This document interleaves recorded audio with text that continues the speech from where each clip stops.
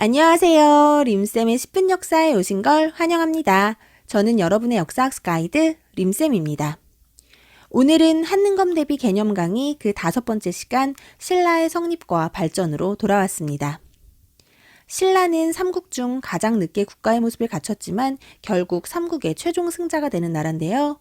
과연 신라는 어떻게 발전하게 됐는지 그 이야기 속으로 같이 한번 떠나볼게요. 먼저 신라의 성장 과정을 쭉 한번 살펴볼까요? 신라는 진안의 소국 중 사로국으로 출발하는데요. 놀랍게도 고구려 백제 신라 삼국 중 가장 먼저 나라가 생깁니다. 기원전 57년 박혁거세가 경주에 터를 잡고 나라를 세웠는데요. 하지만 이때는 사실 국가의 형태로 보긴 어렵고요. 부족들이 모인 군장이 다스리는 사회였습니다. 초기에는 박석김 3개의 성씨가 돌아가며 나라를 다스렸는데요.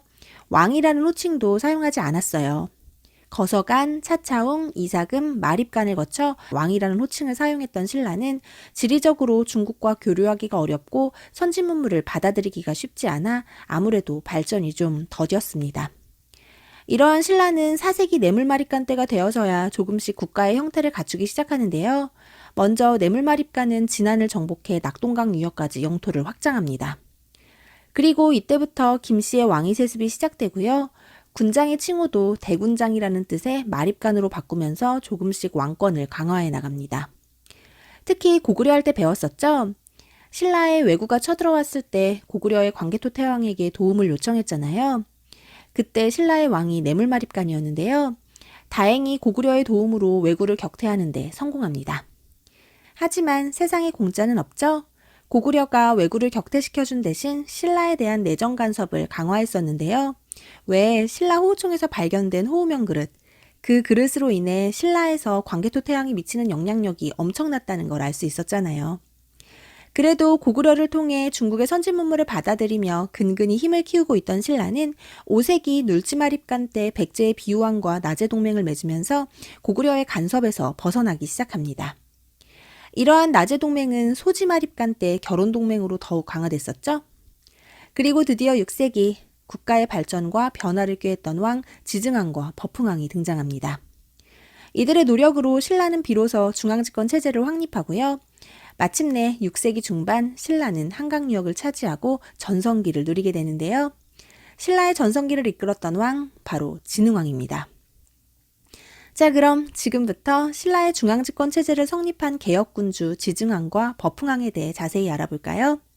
먼저 지증왕입니다. 지증왕은 우선 나라의 이름을 신라라고 정하고 비로소 왕이라는 호칭을 사용하기 시작합니다. 그리고 왕권 강화를 위해 지방행정 조직을 개편하는데요. 지방을 주와 군으로 나누고 중앙에서 관리를 파견해 지방을 다스리게 했습니다. 또 정복전쟁의 일환으로 이사부를 시켜 우상국을 정복하는데요. 우상국은 지금의 울릉도입니다. 그리고 지증왕은 농업 생산량을 늘리기 위해 우경을 장려하는데요. 농사의 소를 이용하는 우경으로 인해 신라의 농업 생산량이 비약적으로 증가하고 상업 역시 발달하기 시작합니다. 이러한 상업의 발달로 경주에 시장도 생기는데요. 이를 동시라고 하고요. 이러한 동시를 관리 감독하는 관청인 동시전도 세웁니다. 또 지증왕은 순장도 금지해요. 순장, 이거 어서 많이 들어보셨죠? 왜 예전에 부여 공부할 때 왕이 죽으면 그를 따르던 사람들을 껴목걸이로 같이 생매장하는 무서운 풍습이 있다고 했었잖아요. 그게 바로 순장이었는데요. 이 순장이 부여에만 있었던 건 아니에요. 신라에도 있었는데 지증왕이 이 풍습을 금지한 겁니다. 사실 고대는 노동력이 경제력인 사회입니다. 그런데 멀쩡히 산 사람을 생매장으로 죽여버린다는 건 굉장히 비생산적인 일이었던 거죠. 특히 발전기인 신라는 노동력과 군사력이 중요했기 때문에 이 풍습을 금지시킨 겁니다. 그리고 사실 순장이라는 제도가 엄청 비인간적인 풍습이기도 했고요. 지증왕, 생각보다 업적이 좀 많죠? 잘 정리해 두시기 바랍니다. 다음으로는 버풍왕인데요. 여러분이 버풍왕이요, 또 좀 중요한 왕입니다. 제가 예전에 고구려 할 때 너무너무 중요한 왕이 있다고 말씀드렸었는데 기억나시나요? 고구려의 개혁군주 바로 소수림왕이었는데요. 고구려에 소수림왕이 있다면 신라에는 버풍왕이 있습니다. 그렇다면 버풍왕은 신라의 개혁군주로 어떤 업적을 남겼는지 같이 한번 살펴볼까요? 버풍왕은 먼저 율령을 반포해서 17관 등의 통치 질서를 확립하고요. 모든 관리의 공복을 제정합니다. 그리고 국정을 총괄하는 재상인 상대 등을 설치하고 병부 역시 설치합니다.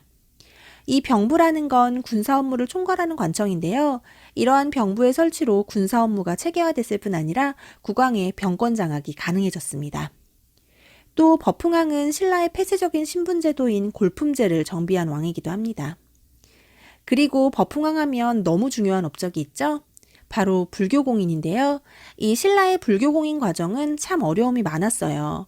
버풍왕이 불교를 공인하고 싶은데 귀족들의 반발이 너무 심했던 거죠. 사실 불교는 외래 종교잖아요. 신라의 폐쇄적인 사고방식에서는 이 종교가 너무 낯설었던 겁니다. 그래서 버풍왕은 이차돈이라고 하는 승려를 희생시킵니다.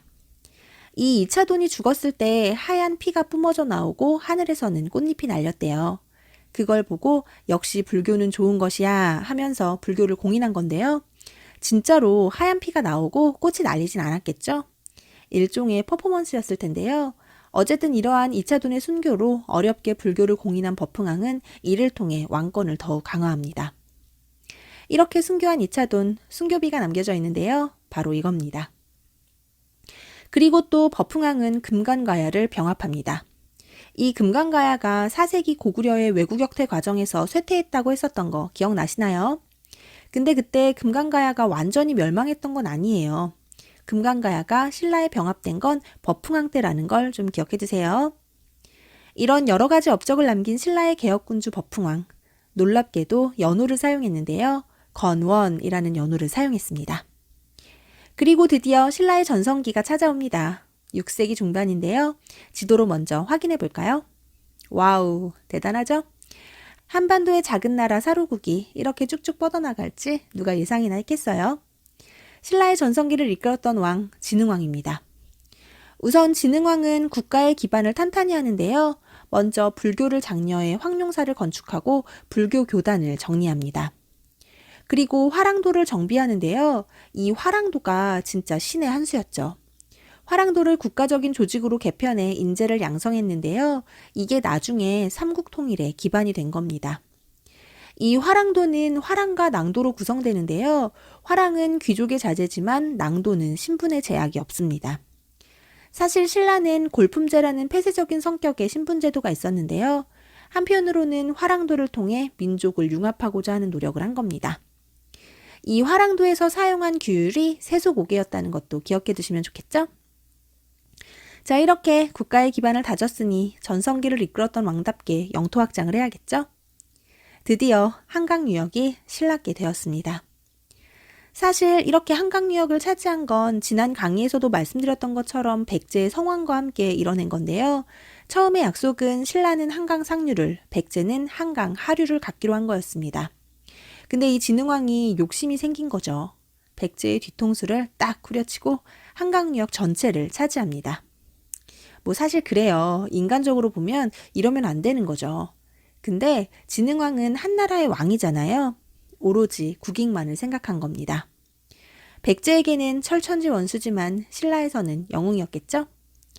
암튼 진흥왕이 한강 유역을 장악한 덕분에 신라는 중국과의 직접 교류가 가능해졌습니다. 또 진흥왕은 대가야도 정복하는데요. 아까 버풍왕이 금강가야를 병합한다고 했었죠? 진흥왕은 대가야입니다. 이렇게 대가야를 정복할 때 활약한 장군 역시 우상국을 정벌했던 이사부였습니다. 그리고 지도에서 확인할 수 있듯이 고구려를 공격해 함경도 해안까지 진출했는데요. 이러한 진흥왕은 영토 확장을 기념하며 비석들을 세우기 시작합니다. 이러한 비석에는 단양적성비와 북한산 순수비를 비롯한 4개의 순수비가 있습니다. 이렇게 화려한 6세기를 이끌었던 신라. 이러한 신라가 그 기세를 몰아 계속 승승장구해서 삼국을 통일하는 건 아니에요. 7세기 때 또 피 튀기는 삼국의 이야기가 남아있는데요. 그 뒷이야기는 다음 시간에 계속하기로 하고요. 이 신라가 가지고 있는 독특한 제도 2가지만 확인해 볼게요. 먼저 화백회의입니다. 이 화백회의는 신라의 귀족회의인데요. 만장일치라는 특징을 가지고 있습니다. 이 회의의 의장은 상대등이고요. 이러한 귀족회의는 왕권을 견제하는 수단이기도 했는데요. 실예로 신라의 진지왕이 화백회의의 결정으로 폐위를 당하기도 했습니다. 이러한 귀족회의는 신라에만 있었던 건 아닙니다. 그럼 지금같이 삼국의 귀족회의에 대해 간단하게 살펴볼게요. 먼저 고구려의 귀족회의는 제가회의고요. 수장은 대대로입니다. 그리고 백제의 귀족회의는 정사함회의고요. 수장은 상좌평입니다.